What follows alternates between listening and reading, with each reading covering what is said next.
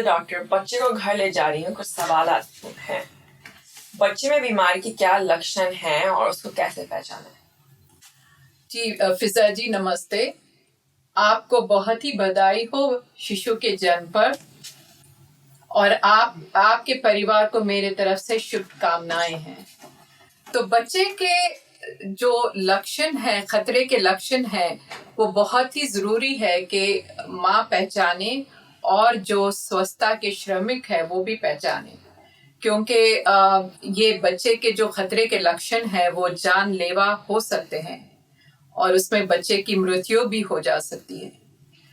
तो जो पहला लक्षण ये है कि बच्चा तेजी से सांस ले रहा है, तो उसके पेट और छाती को गौर से देखें। अगर उसकी वो सांस 60 से बढ़कर 1 मिनट में लेता है तो वो तेज सांस ले रहा है। अगर बच्चा रो रहा है तो जब वो शांत हो जाता है, तो जब वो आप उसकी सांस गिने, अगर वो 60 से बढ़कर 1 मिनट में ले रहा है सांस, तो वो तेजी से ले रहा है, तो वो एक लक्षण है। दूसरा लक्षण ये है कि जो फसलियां हैं बच्चे के, वो फसलियों के जो नीचे का हिस्सा है, ये फसलियां हैं, उसके जो नीचे का हिस्सा है, ये फसलियों के नीचे का हिस्सा धंसना, उसको धंसना बोलते हैं, या फसलियों के बीच का हिस्सा धंसना, वो भी खतरे के लक्षण है। तो आप वो भी देखना है कि ये बच्चा कर रहा है, उसकी छाती धंस रही है या नहीं।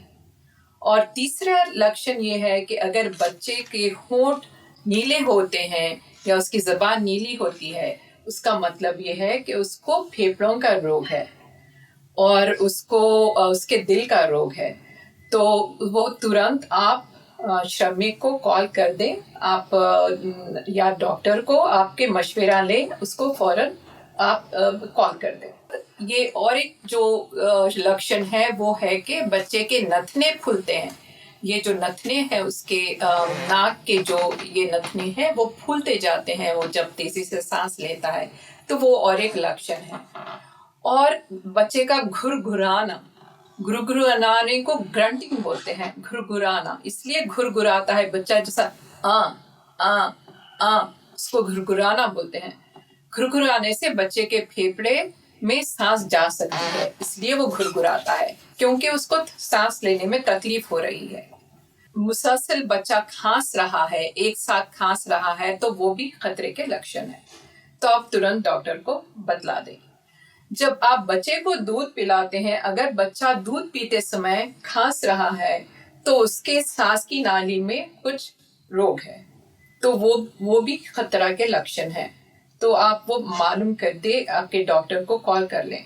अगर बास वक्त आपके बच्चे के ये नाक में बहुत सा बलगम जम जाता है, और जब उसको कोल्ड होता है, जुकाम होता है, तो बलगम जम जाता है, उससे भी वो काफी सांस लेने में तकलीफ होती है, तो इसको ये बल्ब सिरिंज से आप हल्के से चूषण कर ले, बस उतना ही करना है आपको।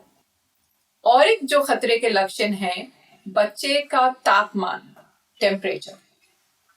बच्चों में तापमान का जो कंट्रोल है उसको विनियामन बोलते हैं। तापमान का विनियामन या कंट्रोल बहुत कमजोर होता है बच्चों में। वो काफी सर्द भी हो जा सकते हैं या बच्चे गर्म भी हो जा सकते हैं। तो जब सर्द होते हैं, तो अगर उसका तापमान, बच्चे का शरीर का तापमान 36.5 डिग्री सेंटीग्रेड से कम है, तो उसको ठंड लग रही है। तो आप उसको महसूस करें, उसकी छाती, उसका पेट ठंडा लगता है, उसके तलवे ठंडे लगते हैं बच्चे के, तो उसका मतलब ये है उसको ठंड लग रही है।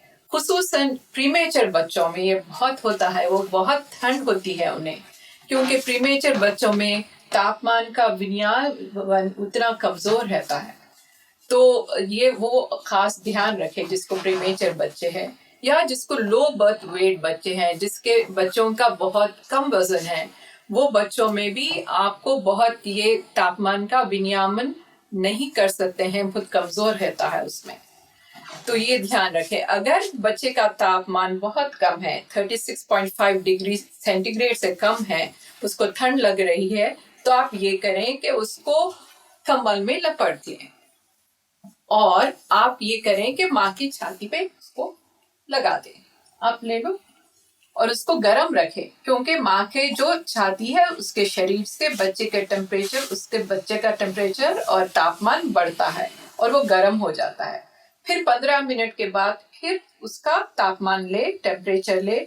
अगर वो फिर लो है तो आप फौरन श्रमिक को कॉल करें, स्वच्छता के श्रमिक को या आपके डॉक्टर को कॉल करें, क्योंकि ये संक्रमण के आसार है ये, या कुछ संक्रमण के लक्षण दिखाई देते हैं इन्फेक्शन के। बच्चे का तापमान, अगर तेजी से बुखार है बच्चे को, तो वो भी आप महसूस कर सकते हैं कि उसका छाती, उसके पेट, उसके तलवे सब गर्म है। तो उसका तापमान अगर 100.4 डिग्री फ़ारेनहाइट या उसका तापमान 37.2 डिग्री सेंटीग्रेड, उसके अगर कांक में आप टेम्परेचर ले तो 99 डिग्री फ़ारेनहाइट से बढ़ के है, या 100.4 डिग्री फ़ारेनहाइट या 38 डिग्री सेंटीग्रेड उसके गुदा का रेक्टल टेम्परेचर है, तो उसको बुखार है। और खुसूसन नवजात बच्चों को अगर बुखार है तो उसकी बहुत ही फौरन आपको कॉल करना चाहिए श्रमिक को, स्वच्छता के श्रमिक को या आपके डॉक्टर को, क्योंकि यह खतरे का लक्षण है। बच्चे को इन्फेक्शन हो सकता है या संक्रमण हो सकता है। फिजा जी, अब तक जो मैं आपको खतरे के लक्षण समझाई हूँ, बतलाई हूँ, आपको उसमें कोई सवालात है? जी, तो अब और एक आपको जो लक्षण देखना है वो बच्चे की गर्दन। बच्चे की गर्दन अगर अकड़ी हुई है, बहुत अकड़ी हुई है और वो उसको हिला रहा नहीं है, गर्दन को बहुत अकड़ी हुई गर्दन है, तो उसको दिमाग का संक्रमण है, इन्फेक्शन है।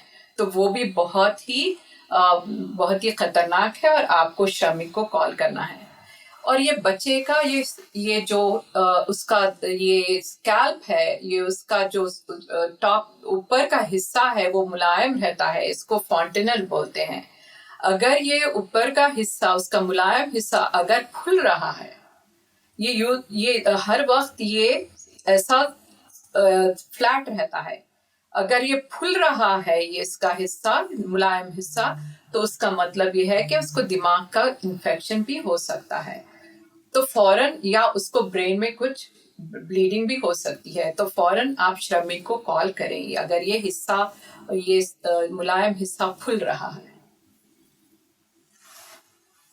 और एक आपको जो देखना है वो बच्चे के त्वचा स्किन जो है उस पे कुछ रैश है या छाले है। अगर इस पे बड़े बड़े ददोड़े है, छाले है और उसमें मवाद भरा हुआ है, या उससे लाली है, मवाद के अतराफ लाली है या छाले है, तो फौरन आप, ये न्यूबॉर्न रैश नहीं हो सकती है, आपको फौरन डॉक्टर को कॉल करना है। क्योंकि ये रैश के साथ, ये छालों के साथ, ये मवाद भरे ददोड़ों के साथ अगर बच्चे को बुखार है, ये बच्चा दूध नहीं पी रहा है या चिड़चिड़ा रहा है, तो इसका बहुत ही खतरनाक है ये, और आपको कॉल करना जरूरी है। और एक आपको ये देखना है कि अगर आपका बच्चा दूध पी रहा है या नहीं। बच्चा दूध पहले पी रहा था मगर अब पीना नहीं चाह रहा है, या बच्चा स्तनपान, ब्रेस्ट फीडिंग, स्तनपान नहीं कर रहा है, उसमें रुचि नहीं रखता है, तो ये बहुत खतरे की अलामत है। क्योंकि जो बच्चा अच्छा पीता था दूध और अच्छा चूसता था, अगर वो खत्म कर दिया है चूसना या दूध पीना खत्म कर दिया है, स्तनपान करना खत्म कर दिया है, तो ये खतरे की अलामत है कि उसको बीमार है, वो रोग है। तो वो भी आपको देखना जरूरी है। जब बच्चा बीमार हो जाता है तो वो बहुत ही सुस्त हो जाता है, वो हाथ पांव नहीं हिलाता है। बच्चे हाथ पांव हिलाते रहते हैं, ये बच्चा जब बीमार होता है तो हाथ पांव नहीं हिलाता है और सुस्त हो जाता है और सो जाता है, और काफी सोता है दिन में। बच्चे तो सोना चाहिए, न्यूबॉर्न्स जो नवजात शिशु है दिन में वो तो सोना चाहिए, मगर अगर ये बच्चा हर वक्त सोता है, नींद से नहीं जागता है, तो उसको थाली मार के हुशार करने की कोशिश करें, फिर भी वो नहीं उठ रहा है तो हल्के से उसको उठाएं, फिर भी नहीं उठ रहा है, तो उसको देखें कि उसके हाथ पांव उठ के ऐसा देखें कि वो उठ रहा है या नहीं। वो ये हाथ पांव उसके बहुत ही कमजोर है और ढीले पड़ जाते हैं, तो उसका मतलब ये है कि उसको बहुत रोग है, वो बीमार है और उसको इन्फेक्शन है, संक्रमण है, तो फौरन डॉक्टर को कॉल कर लें। बास बच्चों को दिमागी संक्रमण इन्फेक्शन से आक्षेप हो सकते हैं, झटके, कन्वर्जन्स। हाथ पांव मारता है बच्चा, इसको कन्वर्जन्स होते हैं, इसको कन्वर्जन्स और आक्षेप बोलते हैं। हाथ पांव के झटके होते हैं। अगर आप झटकों को रोकने की कोशिश करें और फिर भी बच्चा झटके मार रहा है, उसका मतलब ये है ये आक्षेप है, ये कन्वर्जन्स है। तो फौरन आप डॉक्टर को कॉल करें, क्योंकि दिमाग का इन्फेक्शन हो सकता है। बास बच्चे थोड़ा जब आवाज सुनते हैं तो हरकत करते हैं, मगर जब आप उसको हाथ रखते हैं बच्चों पे तो वो जो उनकी हरकत है वो कम हो जाती है। मगर जिस जो संक्रमण होता है वो बच्चे ऐसा झटके मारते जाते हैं, अगर आप रोकने पे भी वो झटके वो मुसलसल होते रहते हैं, तो वो अलामत है कि बच्चे को दिमाग का इन्फेक्शन हो गया है। तो जब भी आप तुरंत डॉक्टर को कॉल करें। डॉक्टर, बच्चा बहुत रो रहा है तो क्या करें? बच्चे तो दिन में रोते ही हैं। अगर बच्चा बहुत रो रहा है तो देखें कि बच्चा क्या चाहता है। अगर बच्चे को दूध पिलाना है, दूध की जरूरत है, तो उसको स्तनपान कराएं, आप ब्रेस्ट फीडिंग कराएं या दूध की बोतल दें। अगर बच्चे को गर्मी बहुत हो रही है तो देखें कि बच्चे बहुत कपड़े उसको पहने हुए हैं, तो थोड़े कपड़े निकाल सकते हैं। अगर बच्चा ठंडा है तो उसको गर्म रखें। अगर बच्चे को गोद में लेना चाहिए और इसलिए रो रहा है, माँ की गोदी चाहता है वो, तो उसको गोद में ले बच्चे को। अगर उसके बावजूद भी बच्चा बहुत ही रो रहा है और उसको बाज़ वक्त बच्चों को कॉलिक हो सकता है। कॉलिक बच्चों का बहुत ही नॉर्मल है, 10 में से 1 बच्चे को कॉलिक होता है। कॉलिक में बच्चा काफी रोता है, एक साथ रोता है और इतना रोता है कि बाज़ वक्त माँ बाप परेशान हो जाते हैं। बाज़ वक्त 3 घंटे 2 घंटे 3 घंटे तक मुसलसल रोता है और हफ्ते में 3-4 बार रोता है, और शाम के वक्त, इवनिंग के वक्त, और वो 4 से 6 वीक से में हो सकता है, और वो 6 महीने तक भी रह सकता है कॉलिक। तो अगर बच्चे को कॉलिक है तो थोड़ी गैस भी हो सकती है उसके पेट में, या उसको जो फॉर्मूला पिला रहे हैं वो फॉर्मूला उसको दूध नहीं बन रहा है, या माँ का जो दूध है उसमें माँ बहुत ही चाय पी रही है, कॉफी पी रही है, या गैस जो बनते हैं, जो खाना गैस बनाता है, जैसा गोभी है या आलू है या वैसी चीजों से गैस बच्चे को भी हो सकती है। तो वो देखें, वो या बास बच्चे दूध जो माँ जो काउस मिल्क पीती है, गाय का दूध जो पीती है माँ, उसके प्रोटीन से बच्चे को बाज़ वक्त उसको एलर्जी भी हो सकती है, तो उससे भी बाज़ वक्त बच्चा रो सकता है। तो ये सब चीजें देखें और उसको रोकने की कोशिश करें। फिर भी उसके बावजूद भी बच्चा रो रहा है तो आपके पीडियाट्रिशियन या बच्चे के डॉक्टर को फौरन इत्तला दे दें कि बच्चा बहुत ही रोता है। बाज़ वक्त बच्चा जब रोता है तो माँ बाप बहुत ही परेशान हो जाते हैं, और इतने परेशान होकर माँ बाप बहुत चिड़चिड़े हो जाते हैं। और ये हम देखते हैं नए माँ बाप, जो बच्चा पहला जिसका पैदा होता है, वो माँ बाप को बहुत फ्रस्ट्रेशन हो जाता है, परेशान हो जाते हैं, और बच्चे को उसको संभालने की बहुत कोशिश करते हैं, फिर भी बच्चा नहीं संभालता है। तो ये हम बहुत ही केसेस हमारे पास आए हैं जिसमें बच्चे को वो शेक करते हैं, ऐसा शेक करते हैं। तो शेक करने से आप देखिए बच्चे की गर्दन कितनी कमजोर है, बेचारे ये बेबी की गर्दन, और उसके जो सिर और उसके ये शोल्डर्स के बीच में जो गर्दन है बहुत ही कमजोर है। तो उसको जब ऐसा हिलाएंगे, आप ऐसा जोर जोर से हिलाएंगे गुस्से में आकर, तो ये बच्चे का जो दिमाग है वो दिमाग हिलेगा उसका। जब उसका दिमाग हिलेगा तो इसके अंदर जो रगे हैं दिमाग के, जो रक्त वाहिकाएं हैं, जो रक्त वाहिकाएं वो फट सकते हैं, वो फट के खून उसके दिमाग में जम सकता है इससे। तो जब खून दिमाग में जमेगा तो उससे ब्रेन डैमेज होगा, उसका उसका जो दिमाग है उसको बहुत ही नुकसान होगा, वो बहरा हो जाएगा क्योंकि खून उसके आंख के पीछे भी जमा हो सकता है। तो बच्चा अंधा भी हो जा सकता है, बहरा भी हो जा सकता है, उसको मेंटल रिटार्डेशन हो सकता है, आपका बच्चा बहुत ही बीमार हो सकता है। ये दिमाग की ये जो रगें फटती है उसके तरफ से।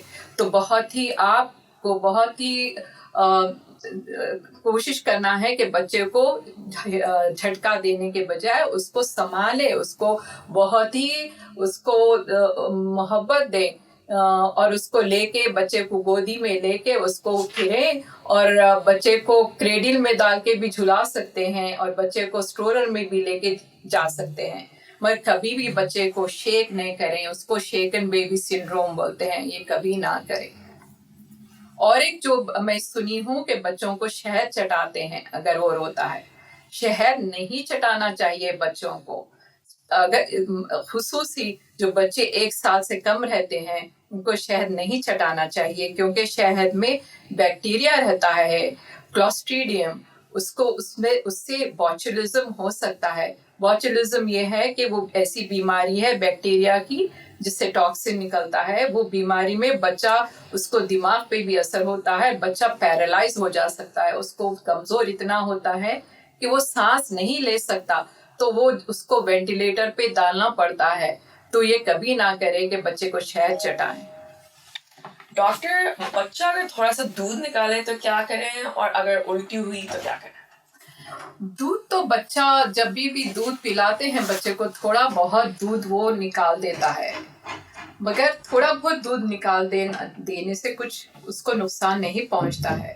अगर बच्चे का वजन अच्छा है और बच्चा वजन बढ़ता है उसका, और अच्छा वजन बढ़ रहा है और बच्चा एक्टिव है और अच्छा खेल रहा है बच्चा, तो उससे उसकी कोई परेशानी नहीं है।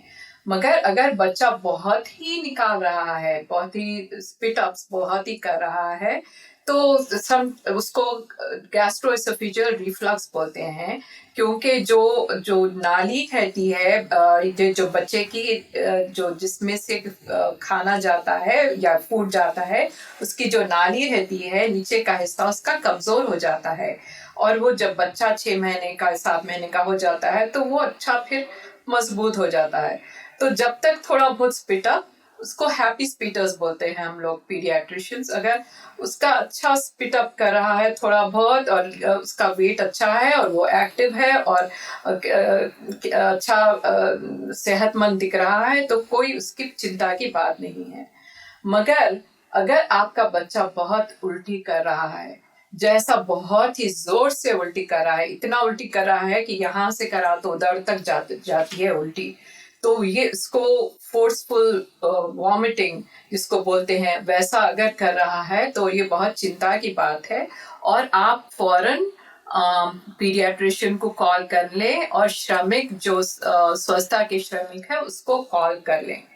अगर ये जो उसकी उल्टी है अगर हरी है, उसका हरा रंग है उल्टी का, तो उसका मतलब ये है कि उसका यहाँ ये कुछ ऑब्स्ट्रक्शन है। उसका मतलब ये उसका जो स्टमक है और उसके इंटेस्टाइन्स है वहां पे कुछ बंद हो गया है, तो वो बैकअप जो होके वो उल्टी कर रहा है अगर हरा रंग है उल्टी का। अगर उल्टी का लाल रंग है और उसमें खून है तो वो बहुत ही चिंता की बात है, वो उसको भी आप फौरन पीडियाट्रिशियन को कॉल कर लें। जब अगर ये बच्चा बहुत ही जोर से उल्टी कर रहा है तो उसका पेट भी फूल जाता है। पेट फूलना अच्छी अलामत नहीं है। पेट जब फूलता है, अगर वो मल नहीं कर रहा है और पेट फुला हुआ है और वो उल्टी कर रहा है, उसका मतलब ये है कि उसका यहाँ पे कुछ उसका आंतरी जो इंटेस्टाइन है वो बंद हो गई है। सो में कॉमन जो बच्चों में होता है उसको पाइलोरिक स्टेनोसिस कहते हैं। उसका मतलब ये जो स्टमक होता है उसका जो अंतिम का हिस्सा होता है वो बहुत ही मोटा हो जाता है, उसमें से दूध नहीं जाता है। उसको पाइलोरिक स्टेनोसिस कहते हैं, वो बहुत थिक हो जाता है। तो वो उसकी निशानी ये है कि बच्चा बहुत ही दूध पिलाते ही 15-20 मिनट में 30 मिनट में वो फौरन उल्टी कर देता है। वो दूध उससे उसको नहीं डाइजेस्ट हो सकता है, तो वो फौरन आप डॉक्टर को कॉल कर लें। डॉक्टर, नवजात बच्चे को कब पेशाब और कब मल करना चाहिए? तो नवजात जो बच्चे हैं उनको पेशाब उनको 12 घंटे में या 24 घंटे में करना चाहिए। बाज बच्चे जो स्तनपान करते हैं, ब्रेस्ट फीडिंग जिसको बोलते हैं, उनको कम पेशाब शुरू में पहले दिन दूसरे दिन कम पेशाब आता है। तो वो आप उसको चेक करते रहे ना कि कितने डायपर्स उसके गीले हो जा रहे होते हैं। 2-3 डायपर पहले दिन में दूसरे दिन में होना वो बहुत ही नॉर्मल है। मगर अगर उसको बहुत ही उसके कम डायपर्स है और वो उसके होंठ सूख गए हैं और वो दूध पीने से इनकार कर देता है, तो वो आप अपने स्वच्छता के श्रमिक को बतला दें कि स्पेशली जो बच्चा, खुसूसन बच्चा जो ब्रेस्ट फीडिंग करता है या जो शीशी से दूध पीता है, तो वो बच्चे अगर इच्छा नहीं रखते हैं खाने की और दूध पीने की, तो उसमें बहुत ही आप देखना पड़ता है कि वो कितने डायपर्स को गीले करते हैं दिन में। तो पहले दिन में 2 डायपर्स, तो दूसरे दिन में 2-3 डायपर्स, चौथे दिन में 4-5 डायपर्स और 5-6 दिन के बाद 6 से 7 डायपर वो दिन में उनको गीले करना है। अगर 6-7 डायपर्स से कम अगर उन लोगों को पेशाब आ रहा है, तो आपको बहुत ही चिंता करना चाहिए, क्योंकि उनको दूध नहीं मिल रहा है। बास बच्चे बहुत अगर उल्टी कर रहे हैं या उनको दस्त हो गया है, जिसको पैखाने बोलते हैं, दस्त हो गया है, डायरिया हो गया है, तो उससे उनको बहुत नुकसान पहुंचता है। तो वो बच्चों को निर्जलीकरण, डिहाइड्रेशन जिसको बोलते हैं, निर्जलीकरण हो सकता है। अगर ये निर्जलीकरण जो होता है उसमें बच्चे इलेक्ट्रोलाइट्स जो उसके सोडियम पोटेशियम है वो लूज कर सकते हैं या उनका सोडियम बढ़ जा सकता है, उनके किडनीज पे इसका असर हो सकता है। तो ये बहुत ही आप ध्यान करें इसका।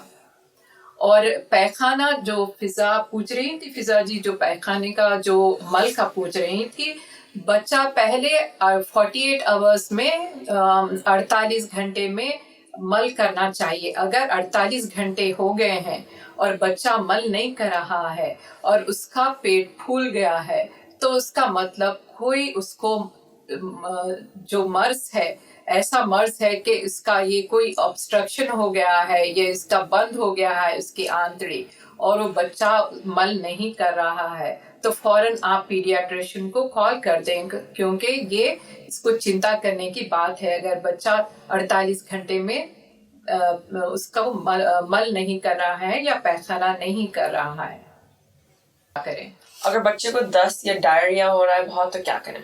बच्चे को अगर बहुत ही दस्त हो रहे हैं, उसको बहुत ही उसका जो मल है वो पतला हो रहा है, तो आप उसका ध्यान रखें। जो बच्चे स्तनपान करते हैं, ब्रेस्ट फीडिंग करते हैं, उन लोगों को लूज और पतले मल होते हैं। मगर अगर बहुत ही पतले मल जैसा पानी जैसे मल होते हैं और 2-3 टाइम उनको ऐसी पतले मल होते जा रहे हैं, और तो आप बहुत ही ध्यान रखें, क्योंकि उससे डिहाइड्रेशन होता है, जिसको निर्जलीकरण कहते हैं, डिहाइड्रेशन। तो आप ये देखें कि बच्चे का जो मुलायम हिस्सा है सर का, वो अंदर निर्जलीकरण से अंदर, डिहाइड्रेशन से अंदर सिंक हो जाता है, अंदर धंस जाता है वो हिस्सा। बच्चों के आंखों में जो आंसू होते हैं वो खत्म हो जाते हैं, और जो बच्चे उसके जो जबान है वो सूख जाती है, होंठ सूख जाते हैं, पेशाब करना कम हो जाता है। डायपर्स जितने दिन में 6-7 डायपर्स बच्चों को करना चाहिए, वो गीले डायपर्स उनके कम निकलते हैं, पेशाब बंद हो जाता है ये निर्जलीकरण, डिहाइड्रेशन में। उससे काफी नुकसानात होते हैं निर्जलीकरण में। डिहाइड्रेशन से गुर्दों पे भी इफेक्ट हो सकता है, किडनीज पे और पूरी बॉडी पे इफेक्ट होता है। इलेक्ट्रोलाइट्स जैसे सोडियम है, पोटेशियम है, उस पे इफेक्ट हो सकता है। ये बहुत नुकसानदेह है। तो बच्चा अगर बहुत ही पैखाने या मल कर रहा है तो फौरन आप अपने खुसूसन नवजात शिशु अगर कर रहा है तो आप फौरन अपने पीडियाट्रिशियन या स्वास्थ्य के जो जानकारी है उनको कॉल फौरन कर ले, उनको बतला दें कि बच्चा बहुत ही मल कर रहा है, क्योंकि उससे डिहाइड्रेशन और निर्जलीकरण हो सकता है और उसको फिर हॉस्पिटल में शरीक करना पड़ेगा या उसको आईवी इंट्रावेनस फ्लूइड्स देना पड़ेगा या ओरल हाइड्रेशन सॉल्यूशंस है वो आपके पीडियाट्रिशियन दे सकते हैं। और जब बच्चा अगर बंद कर दिया है पैखाने करना या मल करना और बच्चा अच्छा हो गया है तो फिर स्तनपान ब्रेस्ट फीडिंग कर सकते हैं और बिल्कुल थोड़ा थोड़ा दूध दे बच्चों। फिजा जी, मैं आपको और एक बतलाना चाहती थी कि आँखों का जो इन्फेक्शन है वो भी बहुत ही खतरनाक होता है। बच्चों के आँखों का इन्फेक्शन है उसमें मवाद निकलता है जिसको पस कहते हैं, पानी निकलता है और लाल हो जाते हैं आँख।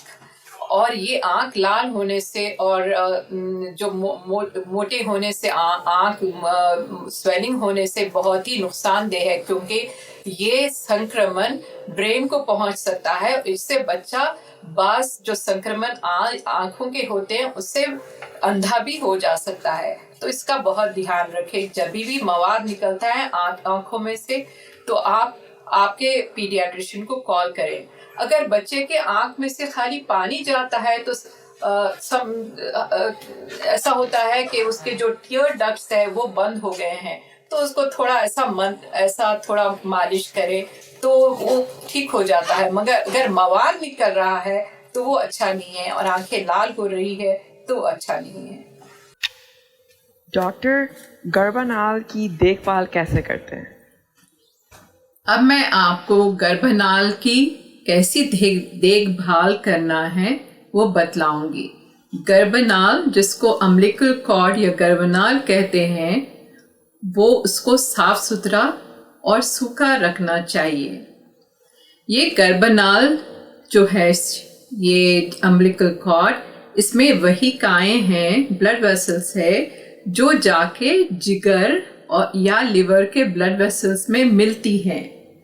तो ये बहुत ही अहम है कि इसको साफ सुथरा रखें, क्योंकि अगर संक्रमण या इन्फेक्शन हो गया है तो ये वहिकाएं, ये इन्फेक्शन वहिकाओं से जिगर में पहुंच सकता है, जा सकता है और पूरे शरीर में ये फैल सकता है। तो इसके लिए ये बच्चे के लिए बहुत ही नुकसानदेह है और ख़तरा है इसके लिए, और इससे बच्चे की मृत्यु भी संक्रमण इन्फेक्शन से हो सकती है। तो इसकी बहुत आप ध्यान दें। ये गर्भनाल जो है ये 7 से 14 दिन में वो सूखकर खुद ही गिर जाती है।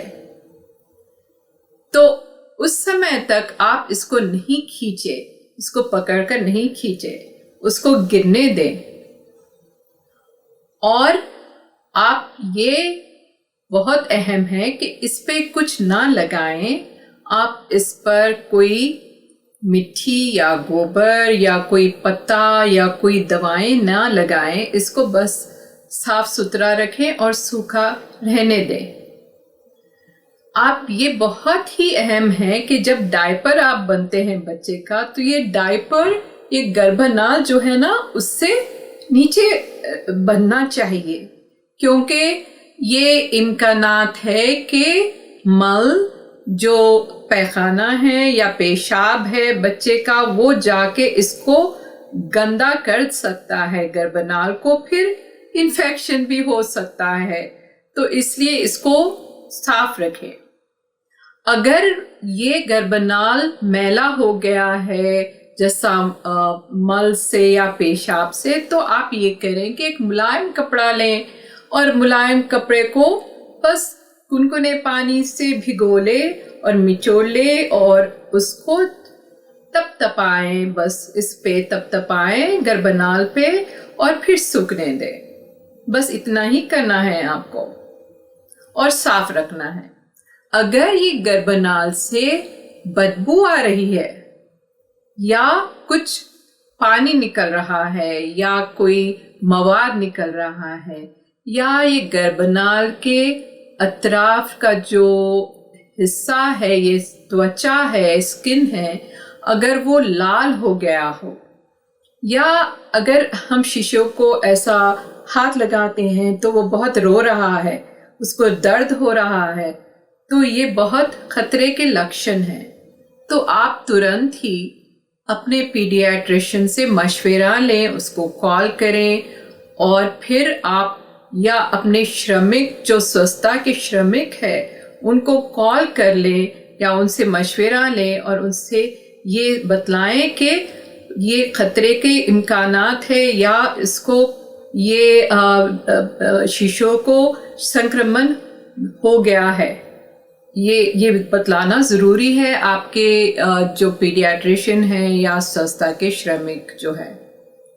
डॉक्टर, अगर बच्चा पीला हो रहा है तो क्या करें? आपको अब मैं जो शिशु में पीलिया हो जाता है, जॉन्डिस हो जाता है नवजात शिशु में, उसके बारे में मैं आपको समझाऊंगी।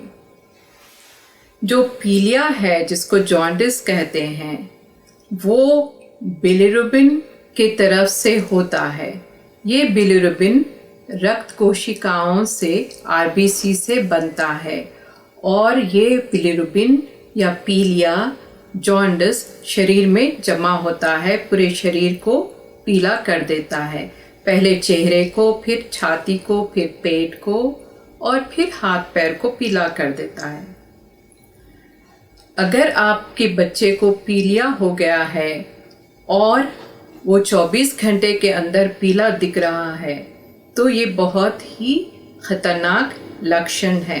आप फौरन ही आपके स्वच्छता के श्रमिक को इत्तला कर दें, उनसे मशवरा लें या पीडियाट्रिशियन को आप बतला दें कि आपका जो शिशु है उसका पूरा शरीर पीला हो गया है। अगर आपका शिशु दूध नहीं पी रहा है और जागने से नहीं उठ रहा नहीं है, वो जागता नहीं है, तो आप अपने स्वच्छता के श्रमिक को फौरन कॉल कर दें। तो ये पीलिया इसलिए बहुत ख़तरनाक है क्योंकि ये पीलिया जो है ये रक्त कोशिकाओं से बनता है और जिगर साफ करता है, लिवर साफ करता है, मगर नवजात शिशु में ये जो जिगर है वो थोड़ा कमज़ोर रहता है। तो ये जो बिलिरुबिन है वो खून में जमा होता है। अगर ज़्यादा मकदार में ये खून में जमा हो गया हो तो ये बिलिरुबिन या पीलिया दिमाग तक पहुंचता है और दिमाग में उसको काफ़ी उसका नुकसान हो सकता है। या ये जो बिलिरुबिन है, जो जॉन्डिस है, इससे आपके शिशु को डेफनेस या बहरापन भी हो सकता है। तो आप बहुत ही सावधान रहें कि जब भी शिशु पीला हो जाता है और पीलापन आप देखते हैं तो फौरन ही आपके जो स्वच्छता के श्रमिक हैं उनको कॉल कर लें और पीडियाट्रिशियन को भी आप कॉल कर लें और इत्तला दे दें और उनसे मशवरा ले लें।